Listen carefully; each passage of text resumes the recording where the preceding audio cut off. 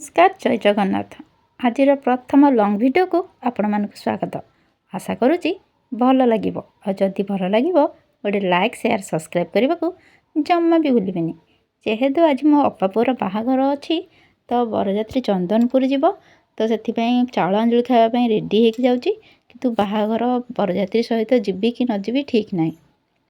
मो पाखे एत भी सुना गहना ना आती अच्छी से मो खुशी मो जिनस ही लगे जाऊँगी। ये मंगलसूत्र हार चेन मोर जोटा बड़ कानर म्यारेज कानर से भी लगेदेली।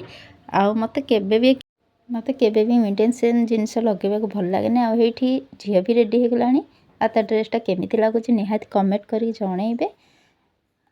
सी मो जुआड़े जा पूर्व से आग रेडी जाए ये आसिक दुआरे ठिया हेलानु। ये मो भाई आसिक छिड़ा आमको नहीं जावाई जेहेतु मो बाप घरटा गाँव में मो शाशुघर भी गाँव में मो लव मैरेज होता तो ये जिते बड़े भी जुआड़े जाए बाटर आम घरटा पड़े मुझे घर को आसीगले। ये खुड़ी चुली लगौले भात रांधापी कारण जल्दी जल्दी से रोसे कले चाउल अंजुली खावाई जी। दादा हंगा जेहेतु खाइबे घरे से तेणुक स्त्री लोक मैंने तो जो मैंने बड़ से मैंने चाउल अंजुली खाइबे पुओठू तो से मैंने कौन उषुना जिनस खाइबेनी। ये मुझे घर बुलाबुली करदेली आवाई आम बाहर से डाकिबे मुझे कहली घर टी बसी पड़ी।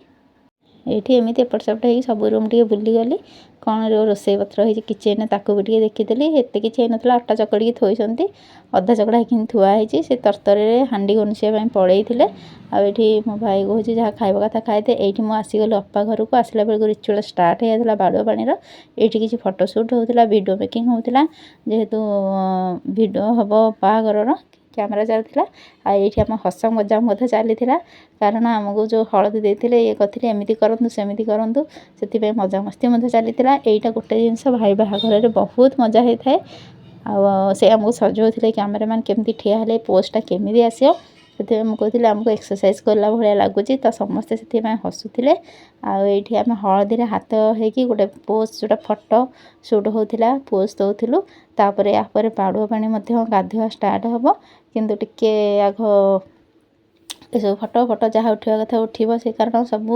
मिसेकी गोटे भिडियो बनइबे ना तो सब किछि पार्ट ए रहा निहाती आवश्यक। भिडियोटा निहाती करवा दरकार कारण जेबे आमे बुढ़ा हो बड़ हो पूरा वयस्क हो पिला माने बड़ हो से देखिए तो भी मजा लगे आमको देखले भी आम केमती आगुरी देखा जाऊे आमको खुशी लगे से सब जिन निहाती दरकार। आउ तो मो यूट्यूब रे ही अपलोड कर कारण किसी तो ना जिते बड़े भी जहाँ मोबाइल मो चैनलटा खोली ये सब जिन देखिपारि आ गोटे मेमोरी होगी रहीगला ना डिलीट हबार ना केबे भी मोबाइल तो डिलीट हो कि यूट्यूब तो केबे भी डिलीट हबार ना।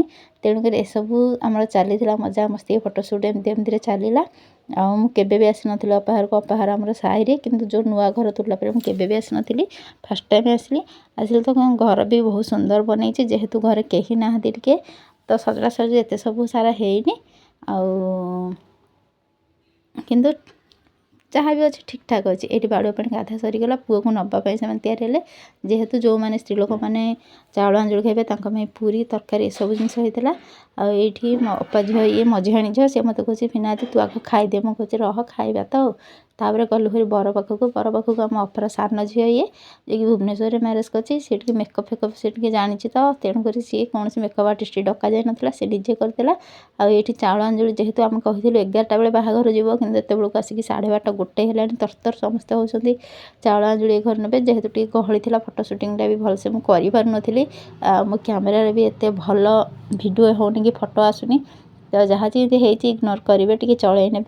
ये चाउल अंजुली खावाई आम सब बाहरी ये सब चाउल अंजुली खाइले जनक पर जड़े जेहेतु आम घर टे अधिक आम अपा जेहेतु गाँव में जॉब करथिला ये सेटल तो ये से बहुत लोक थे ये आम आसिक मो भौणी घर कार बसीगलु तापर आसिक पहुँचीगलु गाँव साई मुंडे जोटि बारात बाहर आम आसी पहुँचला बेलू बारात अलरेडी बाहर टिके बाट पलैला बिल बिल प्रथम पड़ो से झीहर गाँ किंतु एत जल्दी बाहर करदे 1.5 किलोमीटर आम चली चली मो गोड़ फटका होगला लास्ट को यू आम बहुत डिस्टेंस बारात डिस्टेंस अच्छु कारण बारात जाकि पाइला आम एत डिस्टेंस आई झील टी देखिली जोटा कि मो भाई बाहा एत छोट झीलटा भाई देखा जाऊला एज हो देखापी बहुत छोट थी साधा सीधा सिंपल निरीह भाई देखा भगवान करते से खुशी रहू एमती सबुदिन।